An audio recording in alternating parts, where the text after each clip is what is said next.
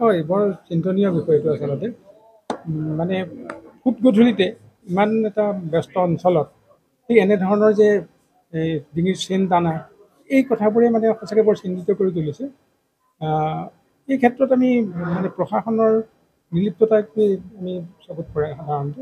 কাৰণ ইমান এটা ব্যস্ত অঞ্চল আৰু ইমান সন্ধ্যা সময়ত আৰু ইভিনিং ৱাক কৰিবলৈ বাইদেউ সদায় যায়। এই ইভিনিং ৱাক কৰিবলৈ যাওঁতে মানুহৰ ক'ত নিৰাপত্তা আছে বাৰু? গতিকে কথাটো বৰ চিন্তনীয় বিষয় হৈছে। আমি এই ক্ষেত্ৰত মানে প্ৰশাসনক সজোৰে আমি দাবী জনাওঁ যে এনেধৰণৰ কাৰ্য এইটোৱে প্ৰথম নহয়, ইয়াৰ আগতেও বহুত হৈ আছে। দুদিনমান গেপ হয় তাৰপিছত আকৌ হৈ যায়।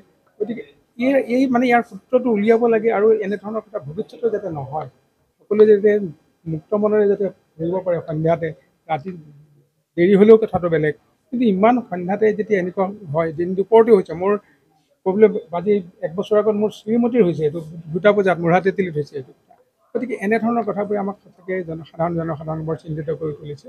গতিকে আমাৰ এটাই মানে অনুৰোধ প্ৰশাসনৰ প্ৰতি, আৰক্ষীৰ প্ৰতি যে যেনেকেই নহওক এই পেট্ৰলিং থাকে তেখেতসকলৰ, এই পেট্ৰলিং থাকি এনেধৰণৰ মানে যিবোৰ ঠাই সেইবোৰ চিহ্নিত কৰি পেলাই ভৱিষ্যতে যাতে এনেকৈ নহয় তাৰে আমি কামনা কৰিছোঁ। এইটো দুৰ্গম অঞ্চল নহয়, এইটো একদম ব্যস্ততাপূৰ্ণ অঞ্চল। ASTC ওচৰত, গভৰ্ণমেণ্ট বজাৰৰ ওচৰত, আৰু ইমান সুন্দৰ এটা জেগাত তাত ইভিনিং ৱাক কৰাৰ এইটো আচলতে জোনেই এটা।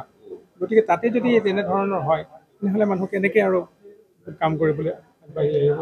গতিকে সেইটো লৈ পেলাই আমি প্ৰশাসনক আৰু আৰক্ষীক মানে আমি অনুৰোধ জনাইছোঁ যে এনেধৰণৰ যাতে আৰু পুনৰাবৃত্তি নহয় তেজপুৰত।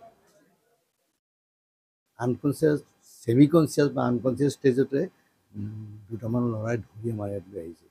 আমি লগে লগে ইমিডিয়েটলি প্ৰাইমেৰী ট্ৰিটমেণ্টখিনি আৰম্ভ কৰি দিলোঁ। খুব বেছি ইনজিঅ'ৰ নাছিলে, মূৰত এটা প্ৰায় 2 ইঞ্চিমানৰ ইনজিঅ'ৰ এটা আছিলে, খুব ডিপ নহয়, ছুপাৰফিচিয়েলি হয়, তেজ গৈ আছিলে।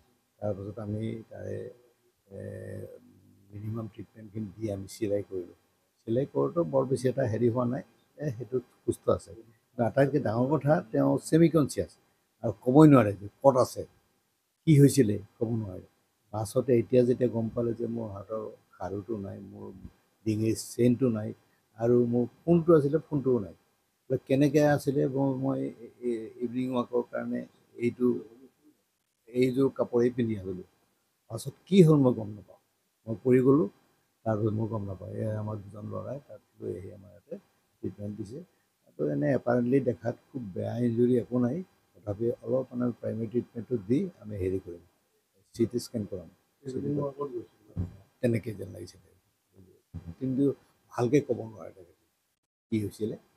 আমি এজিউম কৰিছোঁ যে ডিঙিৰ চেইনডাল নাই, ঘড়ীটো নাই, হেৰি নাই, কি কয়, ফোনটো নাই, তাৰপৰা এটা খাৰু নাই, আৰু এটা খাৰু তেওঁৰ হাতত চালি মই ৰাখি দিলোঁ। বাকী তেওঁ নিজৰ আহিছিলোঁ, তেওঁ দি দিলোঁ। এতিয়া কিন্তু এনে সুস্থই হয়, কিন্তু কিবা এটা যেন লাগে যে তাৰমানে ইনটক্সিকেটেড কিবা এটা কৰিছে, নহ'লে এতিয়াও সুস্থ নহয়। কথাটো ভালকৈ ক'ব নোৱাৰে।